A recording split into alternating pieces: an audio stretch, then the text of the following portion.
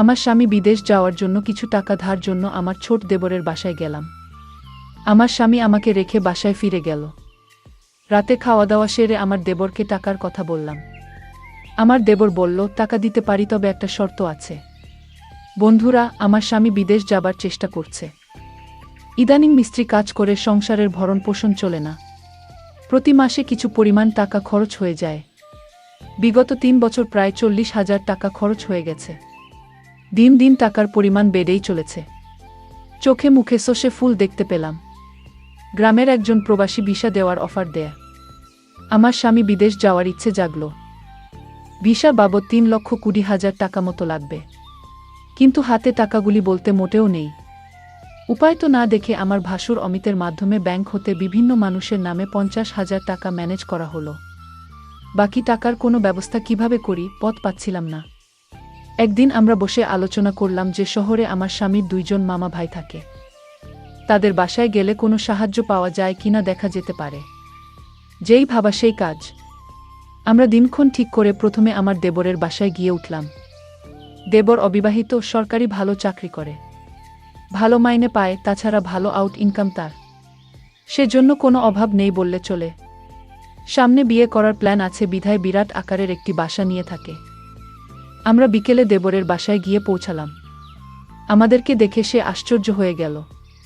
সে বলল, আপনারা কোথায় হতে এলেন? কিভাবে এলেন? কি উদ্দেশ্যে এলেন? একসাথে অনেক প্রশ্ন করে আমাদেরকে বাসায় অভ্যর্থনা জানাল। আমরা বাসায় ঢুকলাম, হাত মুখ ধুয়ে ফ্রেশ হলাম। দেবর বাড়ির সবার কথা জানতে চাইল। তাদের ও আমাদের বাড়ির সবার কথা তাকে জানালাম। আমরা যাওয়ার কিছুক্ষণের মধ্যে কাজের বুয়ার সাথে আমাদের সকলের জন্য রাতের খাবার তৈরির তাকে আদেশ দিয়ে দিল। আমাদের উদ্দেশ্যের কথা এখনই বললাম না, রাতে খাওয়া দাওয়া সেরে বলবো, প্ল্যান আছে। সন্দেশের সামান্য পরে আমার স্বামী বলল, আমি একটু আমার আরেক ভাইয়ের বাসা থেকে ঘুরে আসি, তারপর রাতে একসাথে খাওয়া দাওয়া করে কথা বলবো। দেবর বলল, রাতে ঠিক চলে আসবেন তো ভাইজা? আমার স্বামী বলল, হ্যাঁ। তখন দেবর বলল, তাহলে জানা শোনেন, যদি রাতে আপনি না আসেন, আমি কিন্তু ভাবিকে আস্ত রাখবো না বলে দিলাম। এই বলাতে আমরা ৩ জনেই অট্টহাসিতে ভেঙে পড়লাম। আমার স্বামী চলে গেল। আমি আমার শিশু বাচ্চাকে খাওয়ালাম এবং তাকে ঘুম পাড়িয়ে দিলাম। আমরা দেবর ভাবি সোফায় বসে টিভি দেখছিলাম আর রাজ্যের নানা কথাতেই মশগুল হয়ে গেলাম। কথার ফাঁকে আমাদের উদ্দেশ্যের কথা বললাম। তোমার ভাই বিদেশ যেতে চায়, কিন্তু টাকার খুব অভাব। মোটামুটি টাকা জোগাড় করেছি, আরও ১,০০,০০০ টাকা দরকার। তুমি দিতে পারবে ভাই? আমি কথাটা উপস্থাপন করলাম। দেবর বলল, এত টাকা আমি একসাথে এখনো দেখিনি বলে দুষ্টুমির ছলে সোফায় কাত হয়ে পড়ে গেল। অভিনয় করার দরকার নাই বলে আমি তাকে টেনে তুললাম। এরপর আমরা রাতের খাবার খেয়ে নিলাম। আমার স্বামী সেদিন রাতে বাসায় আসলো না। তার জন্য অপেক্ষা করে রাতে আমরা শুয়ে রইলাম। নতুন জায়গায় তেমন ভালো ঘুম হলো না। সকালে স্বাভাবিকভাবে নাস্তা সেরে নিলাম। আমার স্বামী আসলো, তাকে নাস্তা দিলাম। আমরা চলে যাবার প্ল্যান করলাম। তার আগে আবার একবার দেবরকে টাকার কথা বললাম। দেবর বলল, টাকা জোগাড় করতে আমার সপ্তাহখানিক সময় লাগবে। কখন লাগবে তোমাদের টাকা? আমি বললাম, আগামী ১০ দিনের মধ্যে হলে আমাদের চলবে। আমার স্বামীর দিকে লক্ষ্য করে বলল, তাহলে আগামী সোমবার তুমি আবার এসো, আমি কিছু টাকা দিতে পারবো। বাকি টাকা তুমি অন্য কোথাও সংগ্রহ করতে পারো কিনা দেখ। আমার স্বামী কি যেন চিন্তা করল। তারপর বলল, তাহলে আমি তোর ভাবিকে রেখে যাই। তুই যত তাড়াতাড়ি পারিস টাকা জোগাড় হলে তোর ভাবিকে পাঠিয়ে দিস, কেমন? আমি আপত্তি করলাম। আমার স্বামী আড়ালে নিয়ে আমাকে বলল, যদি আমরা কেউ সামনে না থাকি, তাহলে সে যদি টাকার কথা ভুলে যায়। আর তুমি এখানে থাকলে এমন কিছু ঘটবে না। তুমি এখানে থাকো, টাকা যে কোনো উপায় আমাদের পেতে হবে। আমি বাড়ি গিয়ে বাকি টাকা জোগাড় করতে হবে। আর তুমি বুঝিয়ে সুঝিয়ে বেশি টাকা নিতে পারবে কিনা দেখবে। আমি রয়ে গেলাম। আমার স্বামী চলে গেল। আমার স্বামীকে গাড়িতে তুলে দিয়ে ১ ঘন্টার মধ্যে দেবর ফিরে আসলেও দিনে কোনো প্রকার দুষ্টুমি করেনি। রাত হলো, সে রাতের কথা কিছুক্ষণ পর বলছি। রাত প্রায় ৯টা বাজল। আমরা রাতের খাওয়া দাওয়া সেরে নিলাম। এবার ঘুমানোর পালা। আমি আমার শিশু সন্তানকে পাত্রে দুধ খাওয়ায় ঘুম পাড়িয়ে নিলাম। আমি বিছানায় গিয়ে শুনলাম দেবর টিভি অন করে সোফায় আরাম করে বসল। বসে আমায় ডাকল, ভাবি সোফায় আসো। আমি কোনো জবাব না দিয়ে বিছানায় শুয়ে রইলাম। একবার আমাকে ডেকে সাড়া না পাওয়ায় সোফা হতে উঠে আসলো এবং আমাকে ছি ভাবি বলে ডাকতে লাগলো। আমি সাড়া না দিয়ে পারলাম না। বললাম, অনেক রাত হয়েছে, ঘুমিয়ে পড়ো। এরপর সে বিছানায় গিয়ে শুয়ে পড়ল। কতক্ষণ ঘুমালাম জানি না। আমার ঘুম ভেঙে গেল। আমার ঘুম ভাঙলে আমি তাকে বুঝতে দিলাম না। বুঝতে পারলাম ঘুমের মধ্যে কি ঘটনা ঘটে গেছে। ভাবলাম আর থাকবো না, চলে যাব। তাই সকালে নাস্তা খেয়ে রেডি হলাম। তখনই মনে হলো, এভাবে চলে গেলে স্বামীর টাকা জোগাড় হবে কিভাবে। নানান কথা ভাবতে ভাবতে সকাল ৯:০০টায় আমাকে একটা মোবাইল ফোন দিয়ে দেব বলল। অফিস হতে আমি যোগাযোগ করতে পারি, তাই এটা দিলাম। এই বলে সে অফিসে চলে গেল। আমি একা তার পথ চেয়ে বসে রইলাম। অফিসে চলে যাওয়ার পর আমি সম্পূর্ণ একা বসে বসে টিভি দেখছিলাম। দরজায় কড়া নাড়ল। দরজার পাশে গিয়ে জিজ্ঞেস করলাম, কে? বাহির হতে জবাব এলো, আমি কাজের বুয়া। খুলে দিলাম দরজা। বুয়া পাক শাক সব শেষ করে আমার কাজ হয়ে গেছে বিদায় নিয়ে চলে গেল। আমি আবার টিভি দেখায় মগ্ন হলাম। বেলা প্রায় ১টা বাজল। আমি স্নান করার জন্য প্রস্তুতি নিলাম। এমন সময় মোবাইল বেজে উঠল। দৌড়ে গিয়ে রিসিভ করলাম। ওপার হতে আমার দেবর বলতে লাগলো, ভাবি, আমি একজন লোকের হাতে ১০,০০০ টাকা পাঠাচ্ছি। লোকটা আমার খুব আপন। আপনি একটু ভালো করে মেহমানদারি করবেন। চা নাস্তা যা চায় তা দেবেন। কোনো কার্পণ্য করবেন না, বুঝলেন?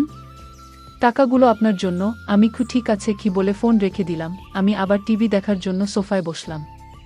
টিভিতে একটা ইংলিশ সিনেমা চলছে। এমন সময় দরজায় কড়া নাড়ার শব্দ হলো। দরজা খুলে দিলাম। একই দেখছি। সম্পূর্ণ এক নিগ্রো মানুষ, প্রায় ৬ ফুট লম্বা। হাতের আঙ্গুলগুলো যেন আমাদের বাঙালিদের হাতের বাহুর মতো, যেমন লম্বা তেমনি মোটা। লোকটি বাংলায় বলল, আসতে পারি ভাবি? আমি হেসে বললাম, হ্যাঁ আসুন। লোকটি সরাসরি সোফায় গিয়ে বসল। তাড়াতাড়ি চা নাস্তা তৈরি করে তাকে পরিবেশন করলাম। সে ১০,০০০ টাকা আমার হাতে গুজে দিল। আমার খাতিরদারি তার নাকি বেশ ভালো লেগেছে। বিদায়ের সময় আমার কান্না এসে গেল। সে আমাকে বলল, কেঁদো না, যদি সম্ভব হয় আমি আবার একবার আসব। তার চলে যাওয়ার পথে এক দৃষ্টিতে তাকিয়ে রইলাম। ভাবলাম, সে যদি আমাকে সাথে নিয়ে নিত। বিকালবেলায় আমার দেবর অফিস হতে ফিরে এসে লোকটির কথা জানতে চাইল। টাকা দিয়েছে কিনা? বললাম, হ্যাঁ দিয়েছে। আমার দেবর আশ্চর্য হয়ে আবার জানতে চাইল, তাহলে দিয়েছে? আমি বললাম, হ্যাঁ দিয়েছে তো। এতে আশ্চর্য হওয়ার কি আছে? আমার দেবর হেসে উঠে বলল, এমনি এমনি দেওয়ার কথা ছিল না। আমি কোনো কথা না বলে চুপ হয়ে রইলাম। আমার নীরবতা দেখে যা বোঝার বুঝে গেল। আমাকে বলল, ভাবি, দুনিয়াটা বড়ই কঠিন। কেউ কাউকে এমনি এমনি টাকা দিতে চায় না, সবাই বিনিময় চায়। সে আমাকে ধারে টাকা দিয়েছে, যথাসময়ে এগুলো ফেরত দিতে হবে। আমি তোমাদের টাকা প্রযোজনের কথা এবং তোমার উপস্থিতির কথা সব জানিয়েছিলাম। তুমি যদি দাদাকে কিছু না বলো, তাহলে ১ থেকে ২ লাখ টাকা জোগাড় করে দেয়া যাবে। শুধু দাদাকে বলবে সব টাকা আমি দিয়েছি। এতে টাকাও জোগাড় হয়ে যাচ্ছে। তখন ভাই বিদেশ যাওয়া নিশ্চিত হচ্ছে। আমি তার কথা নির্দেশ সব শুনছিলাম। উপদেশ শেষ করে আবার সম্মতি জানতে চাইলে আমি কোনো উত্তর না দিয়ে নীরব রইলাম। আমার চোখে ভেসে উঠতে লাগলো আজকের লোকটির কথা। কি নাম কে জানে? জিজ্ঞেস করা সম্ভব হয়নি। খ্রিস্টান না মুসলমান তাও জানা যায়নি। তবে হিন্দু নয় সে ব্যাপারে নিশ্চিত। আমার দেবর আমার সম্মতি আবার স্পষ্ট করে জানতে চাইলে বললাম, আমি কি বলবো? তুমি যা ভালো মনে করো তাই করতে পারো। আমার সম্মতির লক্ষণ দেখে বলল, রাতে একজন মেহমানকে দাওয়াত করেছি। কিছুক্ষণ পর কাজের বুয়া আসলো। সে বিকেলে চা নাস্তা তৈরি করার পাশাপাশি রাতের রান্নাবান্না শেষ করে চলে গেল। কে আসছে, কেমন হবে লোকটি? মনের ভেতরে একটা চঞ্চলতা কাজ করতে লাগলো। রাত ৯টা বাজলেই আমি দেবরকে বললাম, খেয়ে নেবে না? মেহমানের জন্য অপেক্ষা করবে? দেবর বলল, না, মেহমান কে আসবে? চলো আমরা খেয়ে নেই। আমরা খেয়ে নিলাম। আমরা বসে বসে টিভি দেখছি। প্রায় রাত ১০টা। দরজায় খটখট আওয়াজ শুনলাম। বুঝলাম মেহমান এসে গেছে। আমার দেবর দরজা খুলে দিল। মেহমান ঘরে ঢুকে জানতে চাইল, তোমার ভাবি কই? দেবর বলল, ভিতরে আছে। দুজনে একসাথে আমি যে ঘরে আছি সে ঘরে চলে গেল। দেবর তার সাথে আমাকে পরিচয় করিয়ে দিল। লোকটি দেবরকে উদ্দেশ্য করে বলল, তোমার ভাবিকে তো দেখতে দারুণ লাগছে। আমি ১ মিনিট টিভির দিকে তাকিয়ে আছি। সকালে ঘুম হতে উঠে ফ্রেশ হলাম। তারপর দুজনে চা নাস্তা খেলাম। আমার দেবর সকাল ৯টায় অফিসে রওনা হয়ে গেল। আজ কোনো মেহমান আসবে কিনা বলে গেল না। আমার কাছে গতকালের রেখে যাওয়া তার মোবাইলটা কিন্তু আছে, হয়তো যোগাযোগ করবে, না করলে আরও ভালো। আজ বিশ্রাম নেওয়া দরকার। দেবর চলে যাওয়ার পর আমি বিছানায় শুলাম। কেমন জানি একা একা লাগছে। ভুয়া আসলো।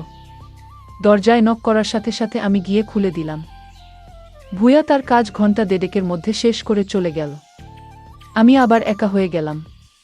ঘরের দরজাটা মেরে দিয়ে বিছানায় শুয়ে পড়লাম। আজকের দিনের সব ঘটনা ভাবতে ভাবতে হঠাৎ মনে হলো দরজা খুলে কেউ যেন প্রবেশ করছে।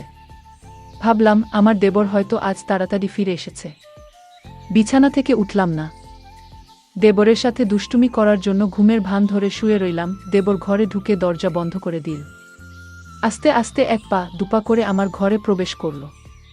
আমি আজ প্রতিজ্ঞা করলাম আমি চোখ খুলব না। দেবরটা আমার ঘরে ঢুকে কোনো কথা বলল না। অনেকক্ষণ দাঁড়িয়ে থেকে যাতে করে আমি জেগে না উঠি আমার কাছাকাছি বসল। চোখ খুলে আমি হতভম্ব হয়ে গেলাম। এই সম্পূর্ণ এক অপরিচিত লোক। আগে কখনো তাকে দেখিনি। আমি জিজ্ঞেস করলাম আপনি কে? বলল আমাকে কেউ পাঠায়নি। আমি পাশের বাসায় থাকি এবং এই ঘরগুলোর মালিক। বাসা থেকে বের হওয়ার সময় দেখলাম তোমার দরজাটা লাগাওনি। আমি ঢুকলাম, ভাবলাম একটু গল্প করে যাই। সে বলল আমি তোমাদের সমস্যার কথা শুনেছিলাম। কি সমস্যা বলতো? জবাবে বললাম আমার স্বামী বিদেশ যাওয়ার জন্য টাকা ধার চাইতে এসেছিল। টাকা জোগাড় হয়েছে। সে বলল তোমার কি সে আপন দেবর? বললাম না, আমার স্বামীর গ্রাম্য বাল্যবন্ধু এবং দূরসম্পর্কের চাচাতো ভাই। লোকটি হেসে উঠল, তাই চিন্তা করো না, আমি তোমাকে সাহায্য করব। আমি এখানে একা থাকি, কেউ নেই। যতদিন থাকো আমি তোমাকে সাহায্য করব। আমি এখনই টাকা দিচ্ছি। এই বলে বাসায় গিয়ে টাকা নিয়ে ফিরে এলো। টাকা দিয়ে বলল কাউকে বলবে না। মেঘ না চাইতে জল পেলাম। লোকটা বলল দুপুরবেলায় আমাদের বাসায় এসো, তোমার সাথে গুরুত্বপূর্ণ কথা আছে। দুপুর হতে আরও 3 ঘন্টা বাকি। অপেক্ষা করতে করতে যখন 2টা বাজল, আমি আস্তে আস্তে এক পা দুপা করে বাড়ির মালিকের ঘরের দরজায় গেলাম।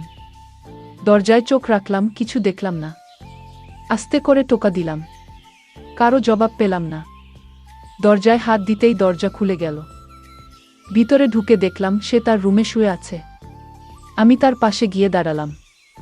আমায় দেখে খুশিতে হেসে বলল তুমি এসেছো। লোকটা বলল তুমি দেখতে আমার বড় মেয়ের মতো। সে দেশের বাইরে থাকে। কয়েক বছর হলো সে বাসায় আসে না। নিজেকে একা একা লাগে। লোকটা বলল তোমার এখানে আর থাকার দরকার নাই। তোমার যত টাকা লাগে সব আমি দিচ্ছি। দুনিয়াতে এখনো অনেক ভালো মানুষ আছে যারা কোনো বিনিময় চায় না। অনেক দিনের জমানো কথাগুলো তার সাথে শেয়ার করে প্রায় ঘন্টা 2-1 পর আমি আমার দেবরের ঘরে ফিরে এলাম। এভাবে আমার টাকা জোগাড় হয়ে গেলে দেবরকে বললাম আমি চলে যেতে চাই। দেবর না বলল না। তারপরের দিন সকালে আমায় বাসে তুলে দিলে আমি বাড়ি চলে এলাম। কয়েকদিন পর আমার স্বামী বিদেশ চলে গেল। বন্ধুরা, আজকে বিদায় নিচ্ছি। গল্প ভালো লাগলে একটা লাইক দিয়ে বন্ধুদের সাথে শেয়ার করে দাও। আর এই চ্যানেলটি নতুন দর্শক হয়ে থাকলে চ্যানেলটি সাবস্ক্রাইব করে নিতে ভুলবে না নতুন নতুন গল্প পেতে।